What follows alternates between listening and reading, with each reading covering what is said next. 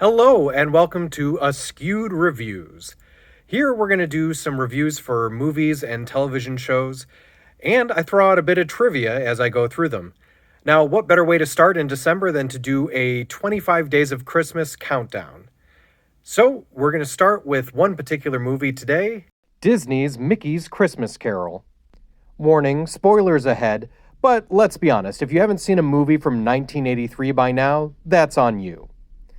This movie was definitely one of the films I watched almost every year as a child.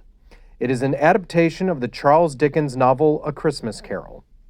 This time around, it stars Scrooge McDuck instead of Ebenezer Scrooge.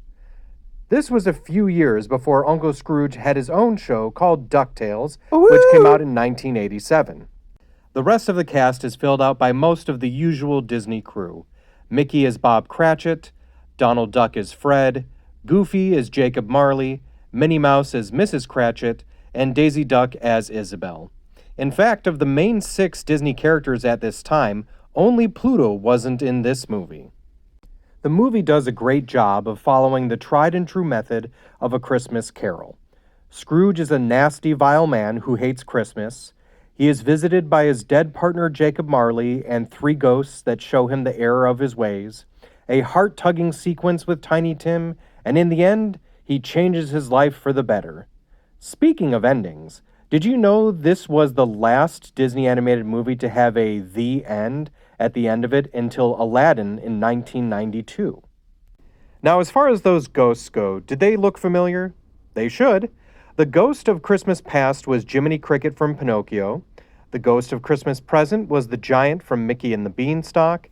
And the ghost of Christmas Future was Pete, who is quite oftenly Mickey's nemesis.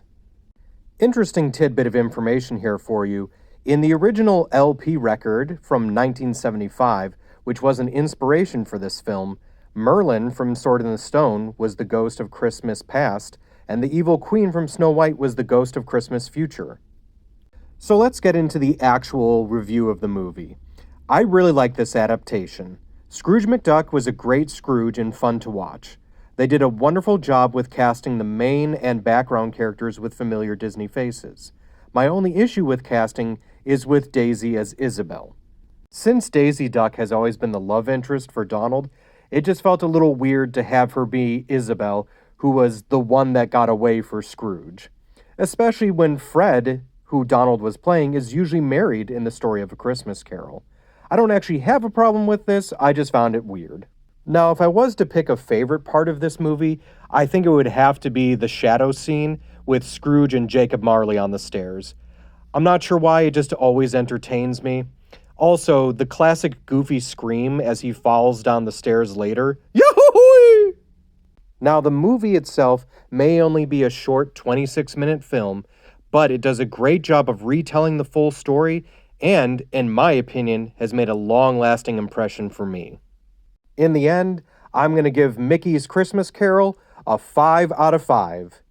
If you haven't before, then go and watch this Christmas classic today. Now, the last thing I'm going to leave you with is a trivia question.